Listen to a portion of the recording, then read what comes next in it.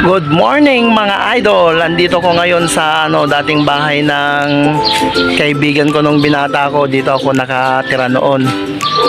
Maglilinis kami ni Kuya Alan. Magbubunot kami ng mga damo, puputol ng mga kahoy at magwawalis para malinisan. Dito mga idol, andito kami sa likod. Ito noon nung mga binata pa kami, dito kami naglalaro ng basketball noon mga idol. Malinis ito noon.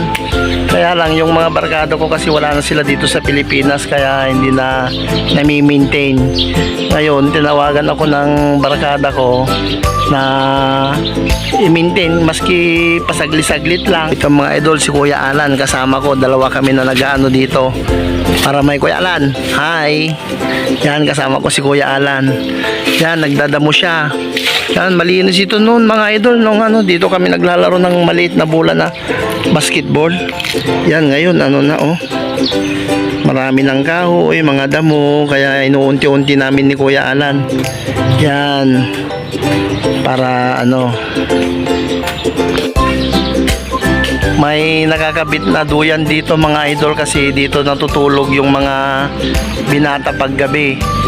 Yan, ang nga nila, kasi hindi sila natatakot sa multo. Tingnan nyo, kakahuyan, tapos dito sila natutulog sa gabi. Yung mga binata, pero wala sila, umalis sila eh. Ang daming dahon ng mga bayabas mga idol. Yan, tapos may rambutan kami dito rambutan. Ito, rambutan pa ito. Tapos may puno ng kalamansi.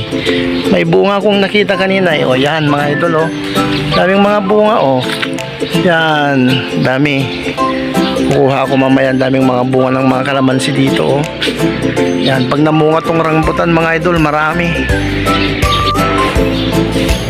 Sige mga idol, hanggang dito na lang na naman yung video natin, yung short na video para ayan, magwawalis na kami, tapos mamaya susunugin namin yung mga nawalis naming mga dahon.